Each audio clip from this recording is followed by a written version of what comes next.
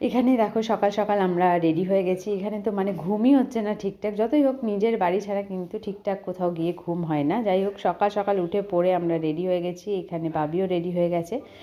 প্ল্যানটা একটু অন্যরকম ছিল, কিন্তু আমার তো মনে হচ্ছে পুরীতে আসার পর থেকে কখন সমুদ্রের কাছে যাব, মানে মনটা কখন যাব করছে। যাই হোক এখানে সকাল সকাল এসে তারপরে দেখো এখানের ওয়েদার এত সুন্দর, মানে ঠান্ডাটা একদমই নেই এখানে। সমুদ্রে যে সকাল সকাল চলে এসেছি আমরা, স্নান করছি, কিছু মনেই হচ্ছে না বা ঠান্ডাও লাগছে না।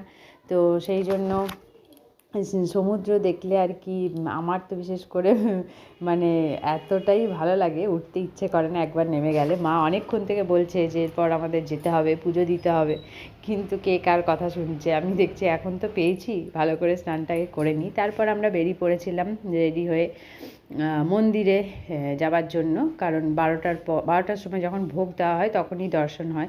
অ্যাকচুয়ালি আমরা ভেবেছিলাম সকালবেলা আসবো, তো খুব সকালে দর্শন হয় ভোরবেলা, আর 12টার পর যখন ভোগ দেওয়া হয় তখন। তো সেই জন্য আমরা একেবারে স্নান টান করে সমুদ্রে ভেবেছিলাম পরে যাব। যাই হোক, তো স্নান টান করে চলে এসেছি। আর তোমরা যারা পুরীতে এসছো তারা জানো যে এখানে মোবাইল নিয়ে অ্যালাউ নেই, তাই জন্য কিছু করার নেই, ভেতরে ভিডিও করতে পারি।